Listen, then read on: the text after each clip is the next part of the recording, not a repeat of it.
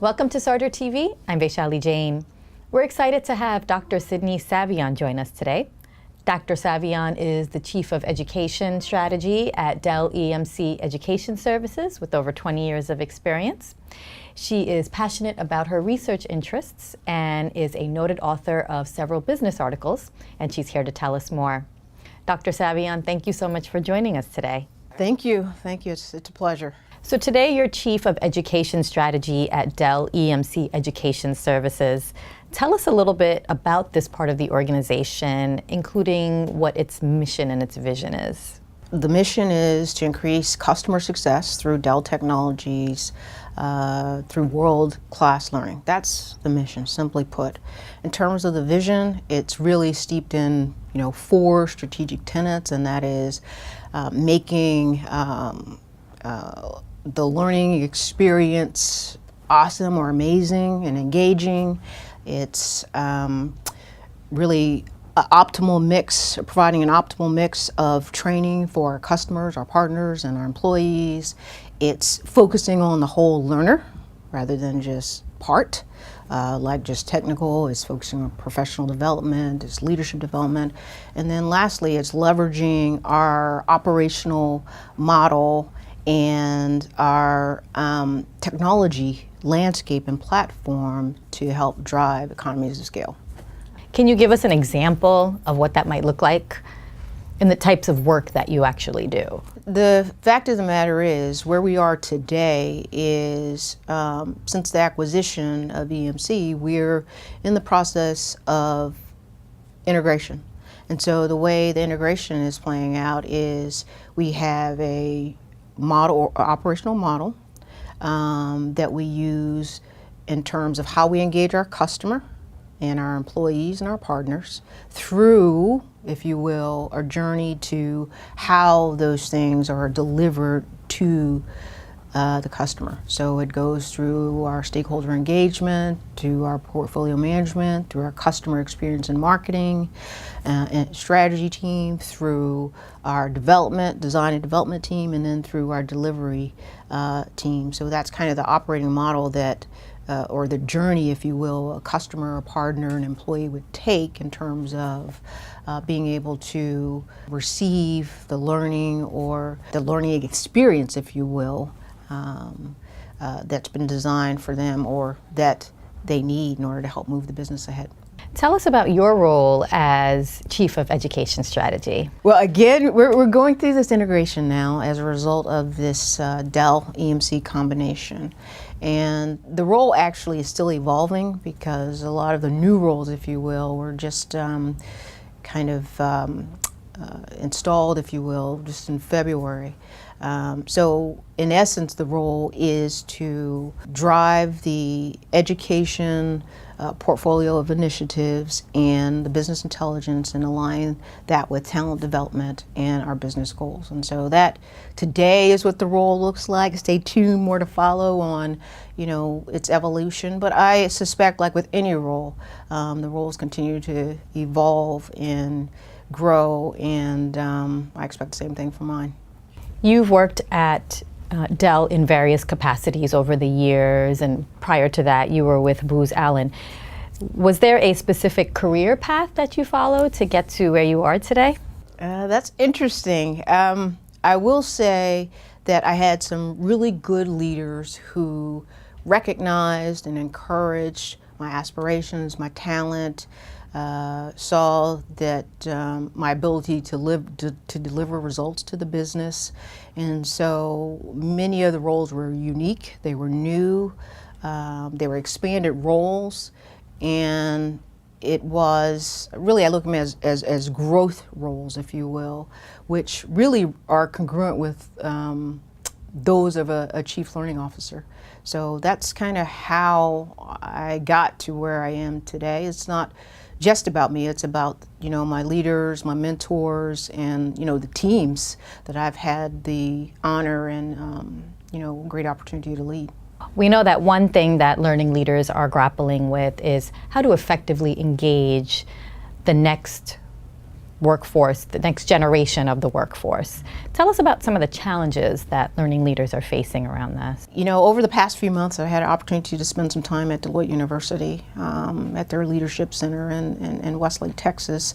And as many know, who are part of your audience, is that Burson by Deloitte, they do some incredible research. And some of the recent findings that have come out of there, first, a new high-impact learning organizational model to effectively align with the digital age and the digital revolution. And second, just the notion that many L&D organizations are still struggling to keep up.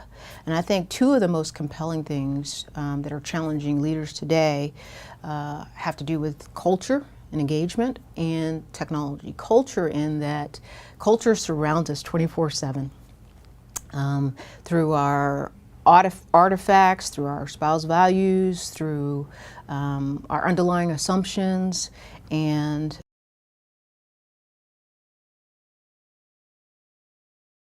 in terms of growth, or it could hamper a culture in terms of its growth. And I think that's something that, you know, we're challenged with, along with many others. Technology. Technology is moving at a fast pace. That is no secret to anyone. It's moving on a trajectory that's going like this, whereas the ability for L&D and for business productivity keep up is kind of going more at a linear, which is leaving this gap in terms of skills. You know, there's good and bad in that. Good that, you know, it allows us an opportunity to help close that gap, but bad in the sense that you know, it's leaving a void, and it's not allowing us to keep pace with the technology and deliver the kind of learning experiences that we need to deliver when they're needed to be delivered and where they're needed to be delivered. What are you seeing as some of the biggest areas that learning leaders are focusing on when they're developing their learning and development programs? You know, I would say, again, coming out of the, you know, based on a lot of the Burson by Deloitte findings, and it's the latest 27 Human Capital Trends report for those who are interested in reading the latest findings, but learning, engaging the employee, providing experiential learning, delivering micro-learning, also delivering or integrating learning into the flow of work of the employee. These are things that I think a lot of companies and learning leaders are grappling with and are trying to design, if you will, experiment with designing into their learning programs, because that's what employees want. That's what customers want. They want bite-sized learning when and where they need it in order to help them get the job done. Can you talk a little bit more about that, the micro-learning, and how that's gaining importance in organizations and why it's important today? Sure. I mean, micro-learning is digestible, bite-sized learning that's delivered in short bursts to the learner, whether it's the customer, employee, or a partner. And look, the science tells us, first of all, that the brain is designed to forget.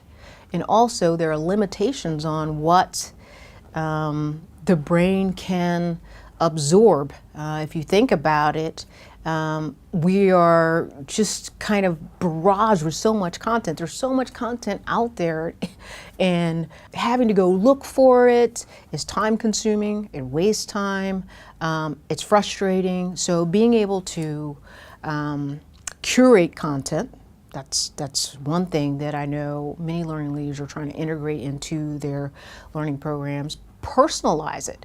Well, what does Sydney need what does Sydney need in order to upskill or improve her skills in this area that's specific to the job that she's doing today?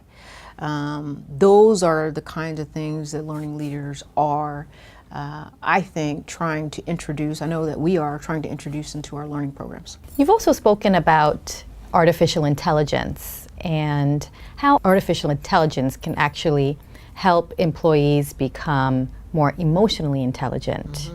And that can, of course, help boost employee performance and help give organizations a more competitive edge. Tell us more about this. Wow, that was really a fun piece that I got a chance to write for AI. And really, it came to me while I was reading an article about machines, friend or foe, right? You know, there's this notion that the robots are taking over. And I thought, this is really interesting. But if you think about it, human performance has been pushed by AI for a very long time through astronauts, pilots, the military, disaster response teams, physicians, athletes, to help enhance their skills, their knowledge, and their results.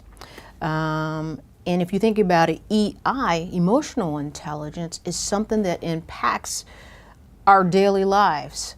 Why? Because you need empathy and self-awareness to help develop and foster good relationships, whether it's at work or at home.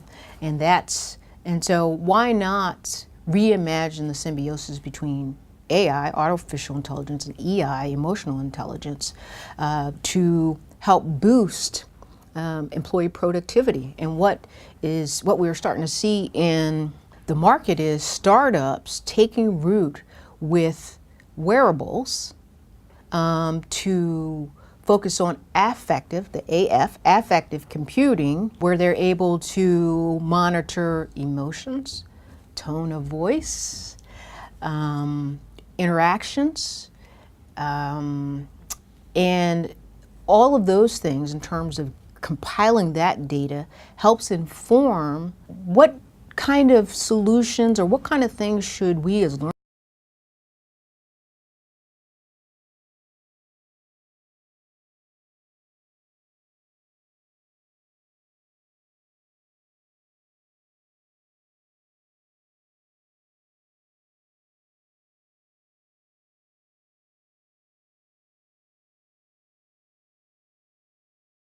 employee productivity and help boost employee engagement. I mean, look, for years, employee engagement has been pretty abysmal in terms of people being engaged in their work, in their jobs.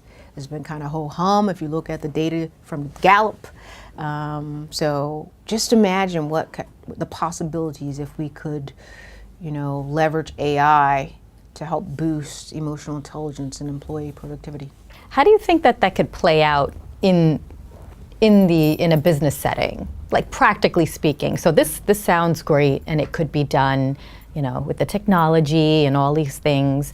But how do you see it actually playing out in an organization? I hate to give you the simple answer, but I think it could be really great. Now, look, something like this has to be voluntary, and it's happening already. This is not someone's imagination. This is actually being done today. An example would be a company like Humanize. They're actually working with Deloitte in their Canada office, and they're getting really rich data around how this is all working. And in fact, this idea of affective computing was incubated at MIT. And most people know that they put out a lot of rich, credible research, but also rich, credible solutions that help move businesses ahead. And I think this is something that the notion of being able to combine AI and EI using wearables or badges or whatever the case may be, I think is not far-fetched because it's happening today. And quite frankly, let's think about it. In many companies, we have badges, we swipe in and out for different reasons. That data is being collected. Who's spending more time at the office vice not spending time at the office, which sometimes with things like that, they use the data to help inform, okay, do we even need this building? So in subtle ways, it's being used today anyway, but in terms of those startups, there are a number of companies today that are teaming with other corporations to leverage this technology, if you will, the affective computing, to help inform how they improve their employee engagement and productivity.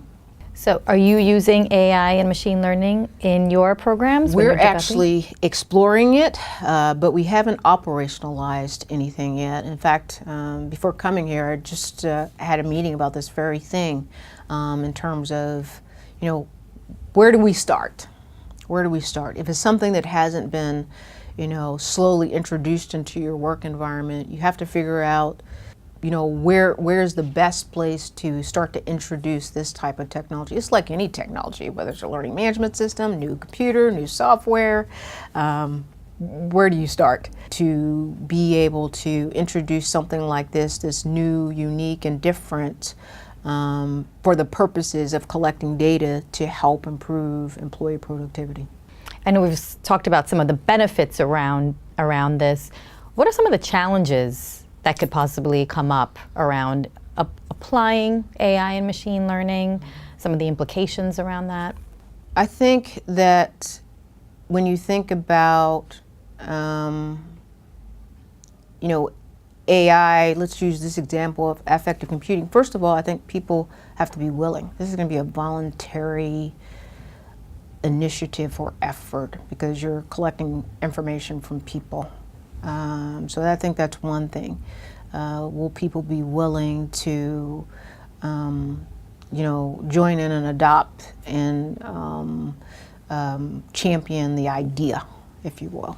So there is an opportunity for change management to be part of this process too, because this would be a big initiative. When you think about IBM's Watson, winning the Jeopardy competition over the Jeopardy champions, that was a stunning achievement in AI.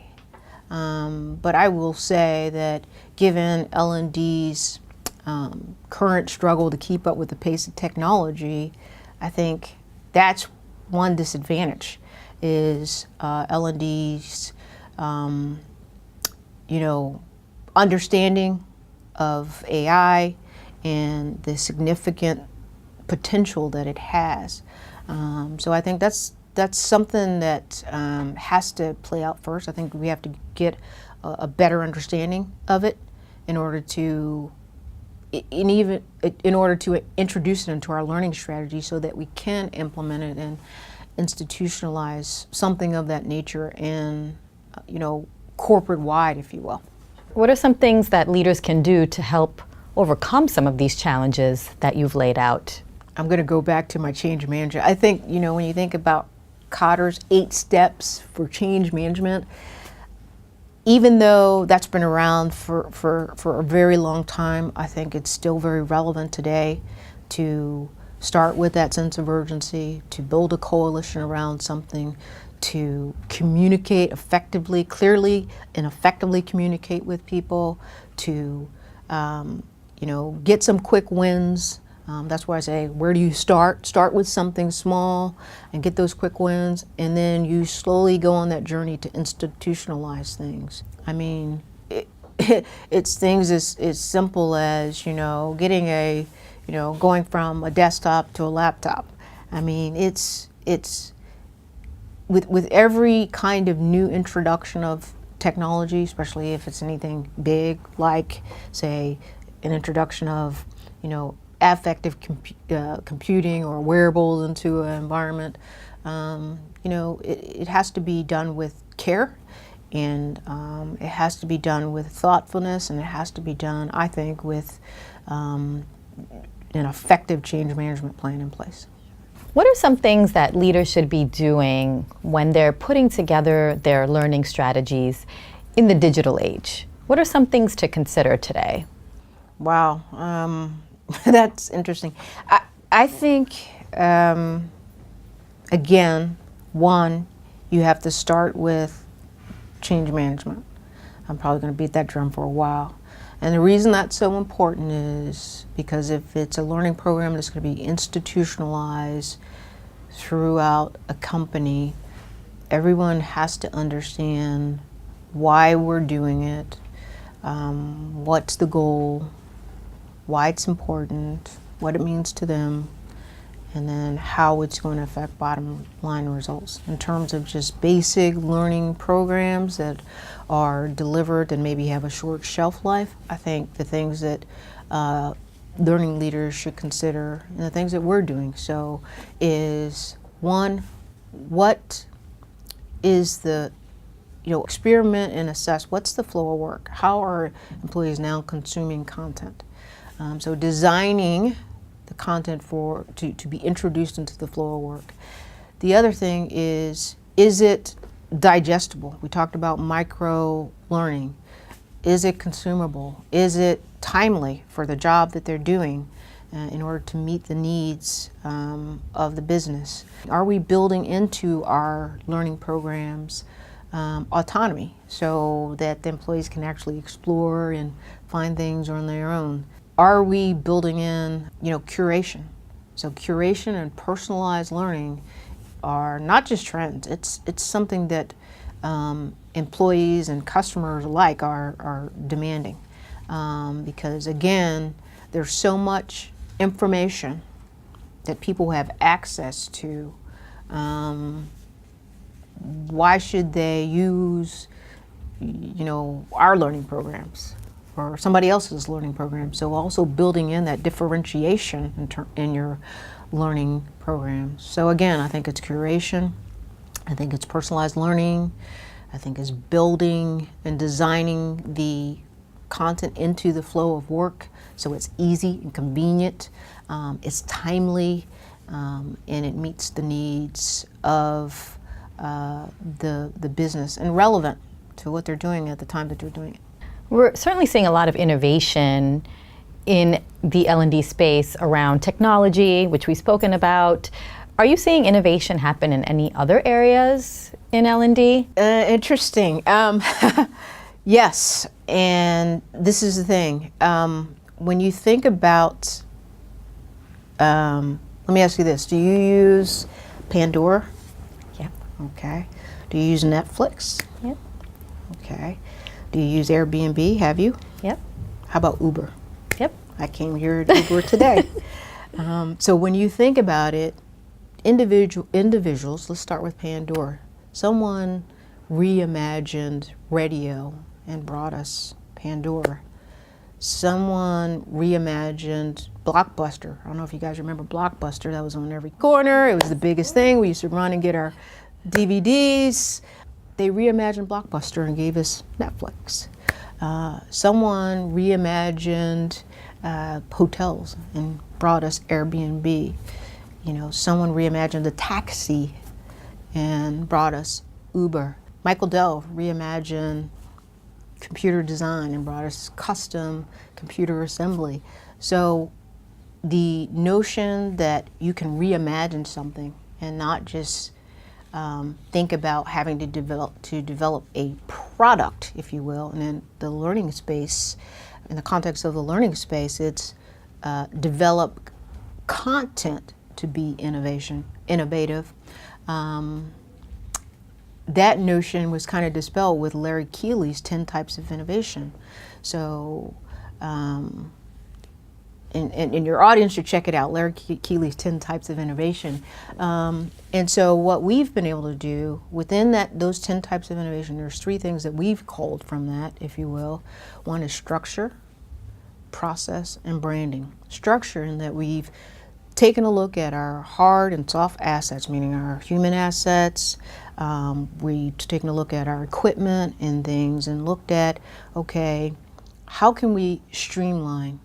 How can we upskill in terms of our talent? How can we streamline our equipment and platforms and technology and things like that?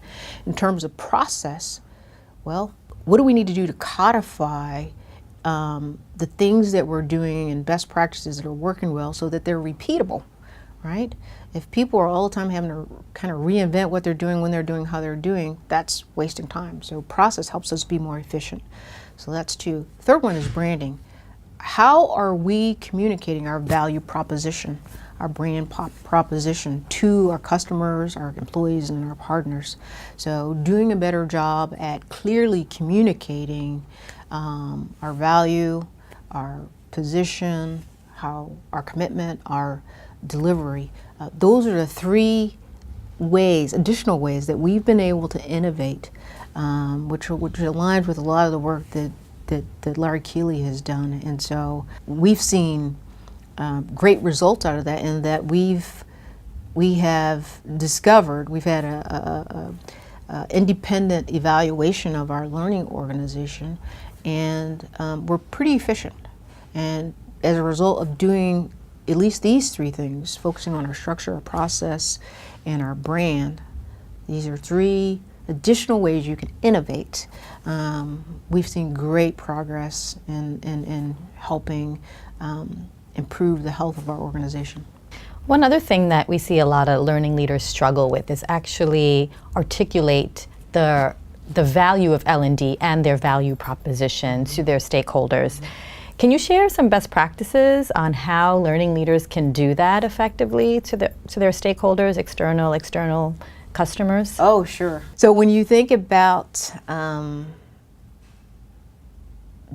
sharing your value proposition, one, you have to clearly communicate that.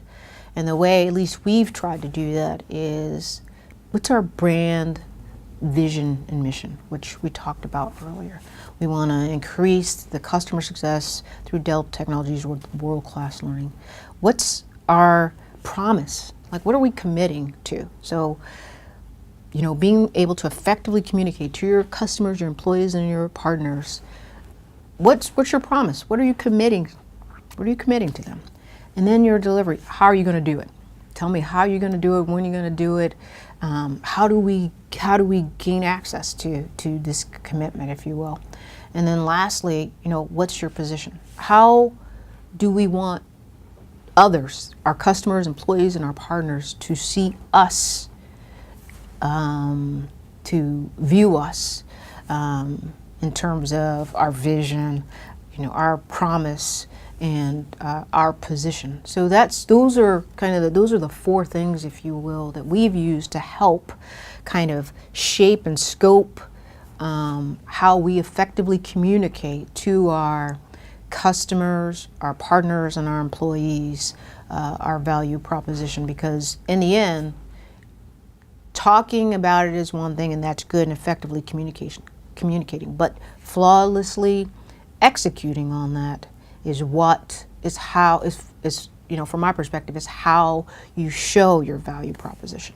Tell us how you measure the success of your learning strategies and your learning programs.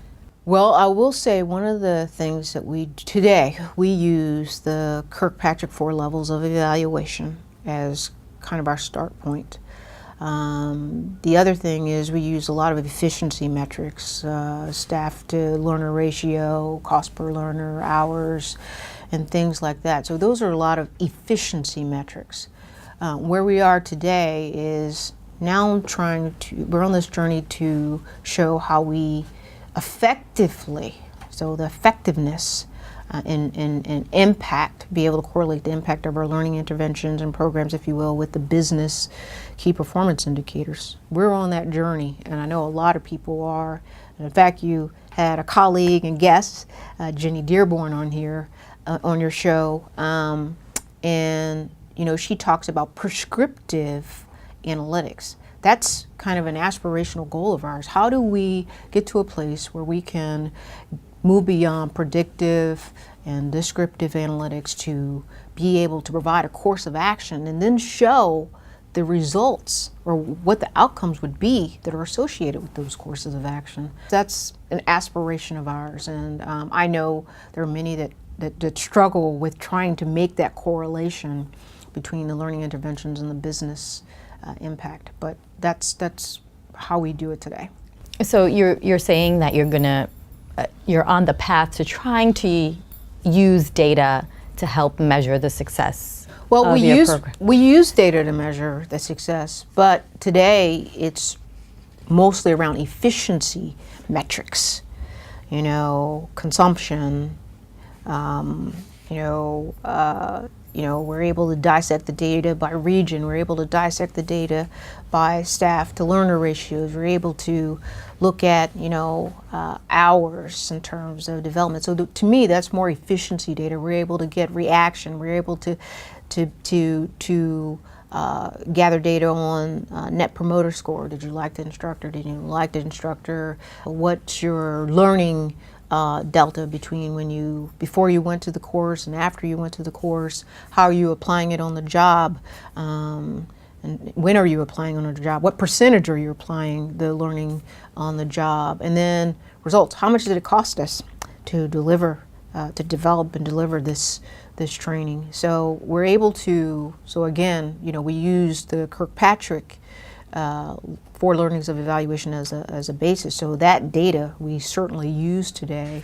But in terms of moving to that next level, to really be able to show a strong correlation between the learning intervention and the impact on the business, that's something we're still working on. Now, we've done it in pockets, but the idea is to make it repeatable.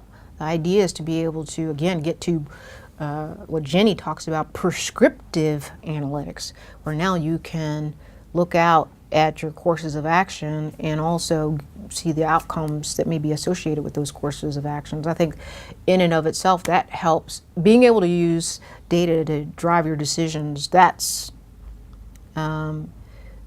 we do it today, but we have the opportunity to do it so much better. So, and that's where we are. We're striving to do it so much better. So then how are you using the data that you do collect as an analytical tool? Well, I think one thing that I think that seems to be a challenge, and certainly has been for us over the years, is there's so many different disparate sources of data, having to pull from different systems. So being able to centralize, and we've been able to get to that place now where we're able to centralize a lot of the data, because the more centralized the data is, the more credible and valid the data is. If you're pulling and tossing out numbers from different data sources, there's no validity because you don't have one source of truth. I think the other associated challenge with big data is getting to one source of truth, bringing those disparate sources of data into one centralized location so that you can report out accurately what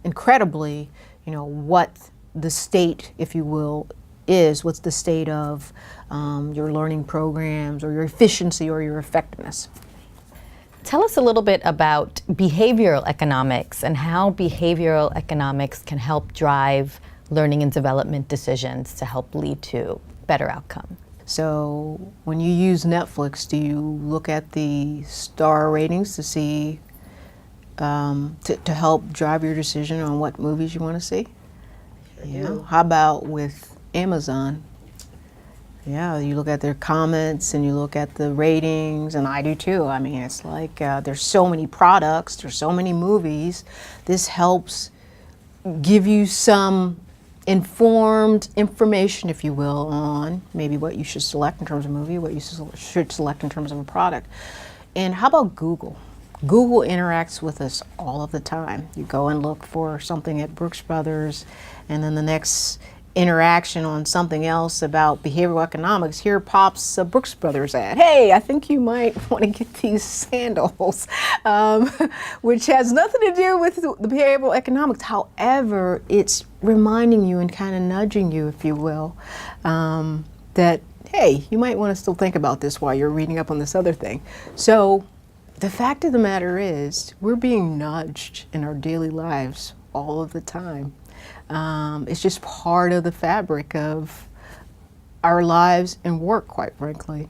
And so the authors, Richard Thaler and Cass Sunstein, authors of the book Nudge, it's a groundbreaking book, it's incredible, I recommend everybody read it, talk about how nudges provide us cues to help us behave differently, choose differently, And you see that, again, evidence in many things. Netflix, Google, and Amazon are just a few.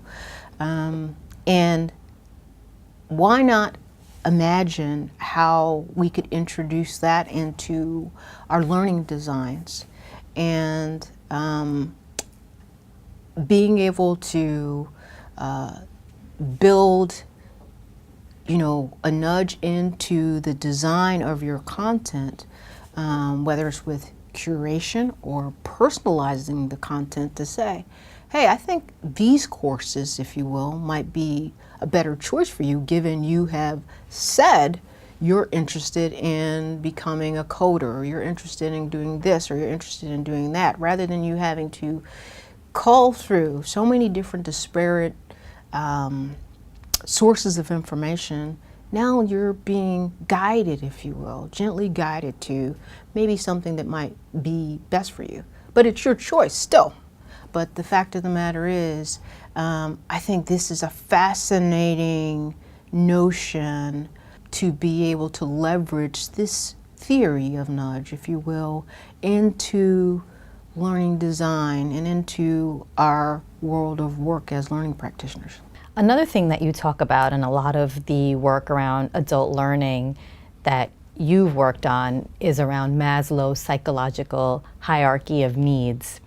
Tell us how you've adopted this in your learning organization and how leaders can adopt this effectively in their learning strategies. Oh. The theory of motivation, I think, just really informs us that learning is fundamental. It's a fundamental psychological need. When you think about the Maslow's hierarchy of needs, your basic needs, we need water, we need air, we need food, we need shelter. Psychological, we want esteem, we want belongingness, and then lastly, self-fulfillment. We want self-actualization. It's pretty clear that learning falls within the psychological needs. And I think this also threads right through adult learning theory, if you will, that tells us that adults want to be self-directed. They want to diagnose their own problems, which is why I think YouTube does so well. Because you can go out there and I was just talking to Daniel and telling him that my brother learned how to swim as an adult using YouTube videos, and now he's in triathlons. I mean, that's pretty incredible as far as I'm concerned, but he diagnosed his own problem. He didn't know how to swim. And then he went on an exploration to figure out what's the quickest way for me to learn how to swim. And that's what he did. And I thought, that's insane. But it worked. He could swim better than I can. So, and I learned when I was younger. So it's kind of interesting. But it's so true and timely. So self-directed learning, autonomy. Learners want to be able to explore and discover and have the freedom to kind of solve their own problems. Not only diagnose, but solve their own problems. Also, collaboration. They want to be able to exchange information. They also want to get feedback about information, and they want to be able to do that with others who are experiencing like situations, if you will, or exploring like things, or wanting to achieve like or very similar skills. And then, lastly, it's reflective time.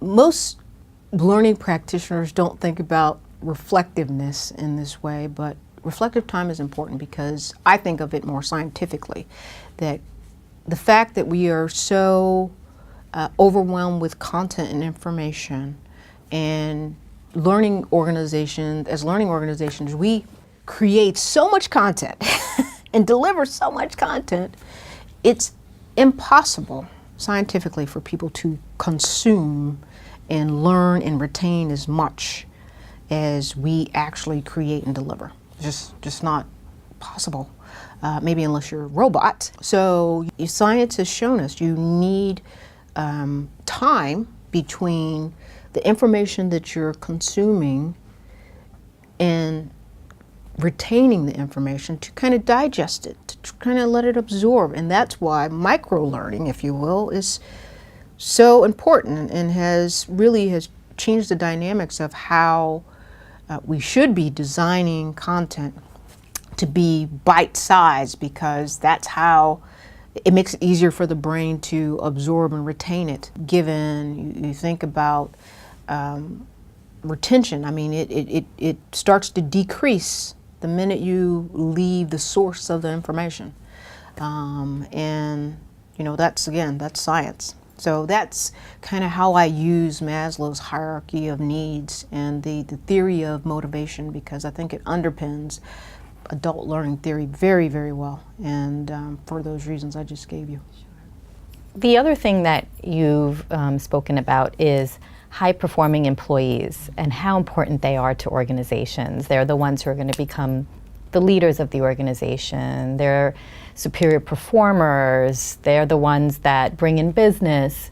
Yet, from what you've shown is that engagement is going down, turnover is higher than it has been in the last few years. Tell us some of the reasons for that and what organizations and leaders should be doing.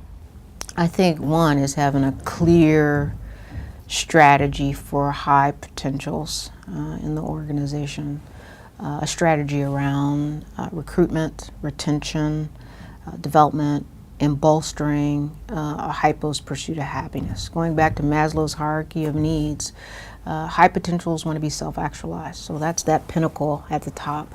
And if they're not, guess what? They're going to be unhappy. That's just the fact of the matter. And cultivating, if you will, or fostering a culture that supports a hypo's pursuit of happiness is very important, because they do have a tremendous impact on the bottom line. The other thing is, what I found is, giving hypos, there's several things, giving hypos stretch assignments, giving them an opportunity to take risks, calculated risk, obviously, giving them, showing them their path to promotion. I think that's important. And again, really focusing on their needs. I think that's so important, that an individual who is known and recognized as a high potential knows that their company and their leader understands their needs and is there to help them fulfill those needs. Because mostly you have to think about just the nature of human beings. They want to be recognized. So hypo or not, you want to be recognized, you want to be fulfilled, and you want to be happy. Now, I get it. Happiness is relative, but when you think about the engagement numbers being so low across the board, hypo or not, these are the things that create that decrease in engagement, is because people don't feel fulfilled. They don't feel like their needs are being understood or even addressed, and they certainly don't feel like they've been recognized for the value that they bring to the organization. So how should learning leaders be approaching their learning strategies in the digital age? What are some things that they should be considering? Sure. I love that question. Having spent a few days at Deloitte University and learning the latest findings from the Burson by Deloitte latest Human Capital Trends report is something like 74% of companies surveyed are still, their L&D organizations are still practicing traditional L&D methods.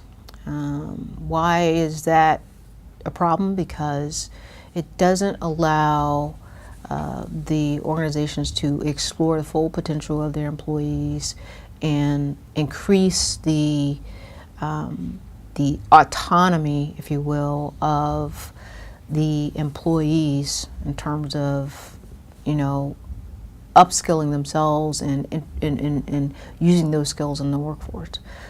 39% of those organizations surveyed, if you will, are still operating their learning organizations are still operating outside the flow of work of the employees. Why is that important? Because that's basically saying that your work has to be disrupted by learning because it's operating on the outside of your flow of work. It's not introduced into, your work in terms of when you need it, where you need it, at the time you need it. And I think that those are compelling findings. And what should we be doing in terms of learning strategies and bolstering our learning strategies, something that we're doing as well. And look, there's no textbook answer, there's no straight line, it's a crooked line for sure.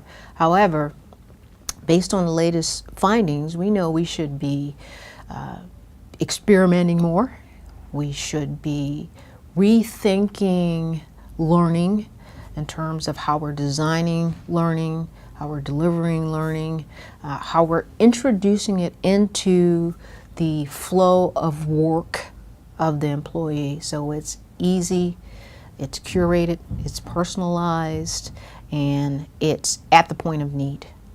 Those are the things that I think we should all be working on. And no easy task, but it's exciting times, and I think we have an opportunity to certainly move the needle, and it sure will be fun getting there.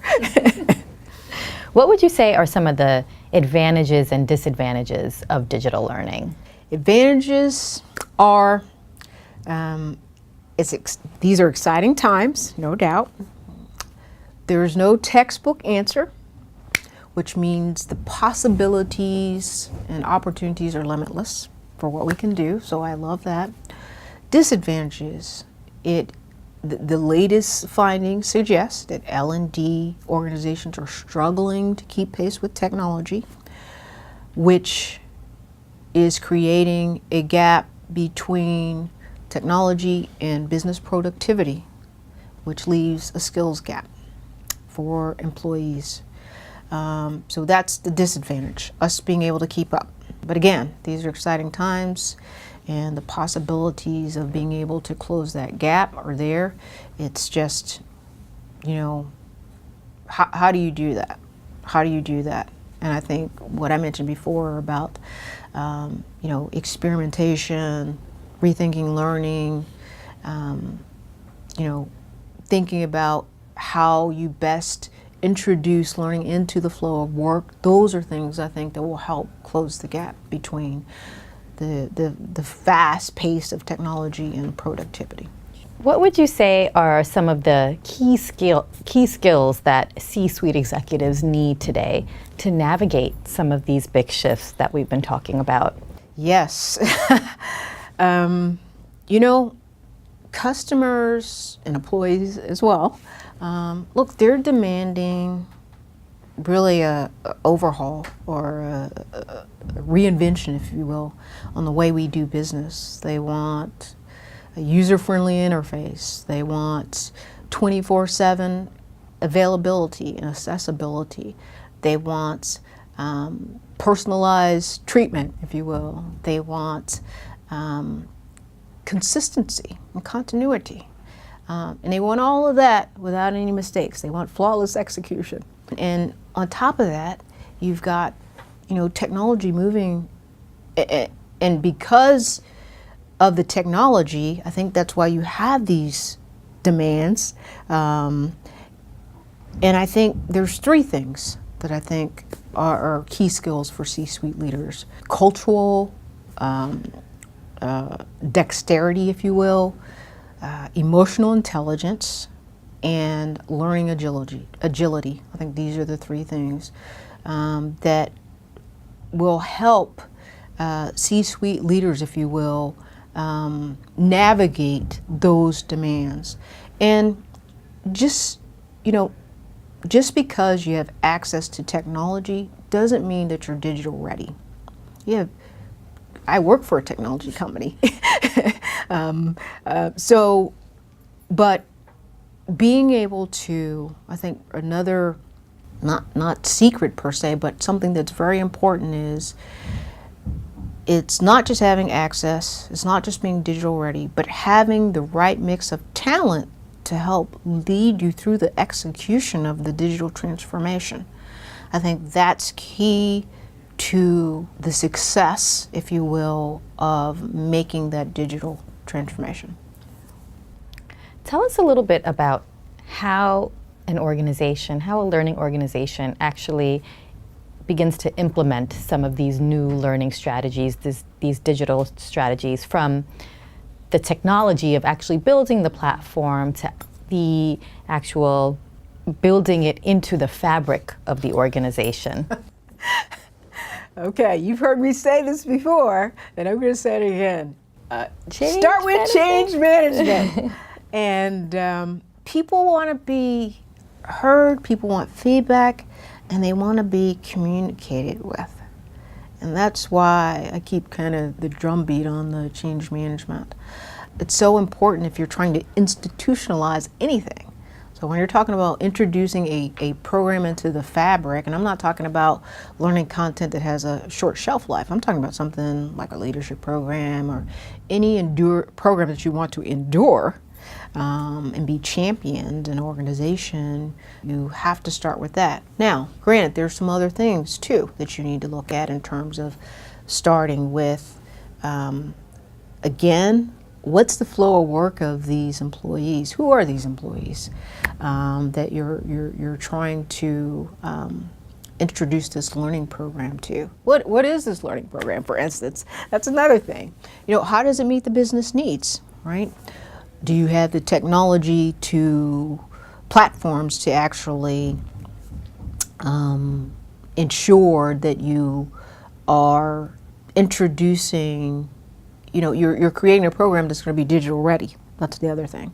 Rather than, again, back to my point about the findings, you know, leaning back or returning to traditional L&D methods. So I think, again, you need to look at the flow of work of the employee. You need to look at what the business needs are. Do you have the technology to ensure that you're moving towards digital readiness, if you will, rather than returning to convention? And integrating at the very beginning change management. That needs to be a wrap around anything that's going to be institutionalized in a company to ensure that you have the buy-in, you have the coalition, you have the quick wins, you've got, you know, the kind of consensus you need to make sure that it's a learning program that will endure. So I think those are the things that I think are important from beginning to end.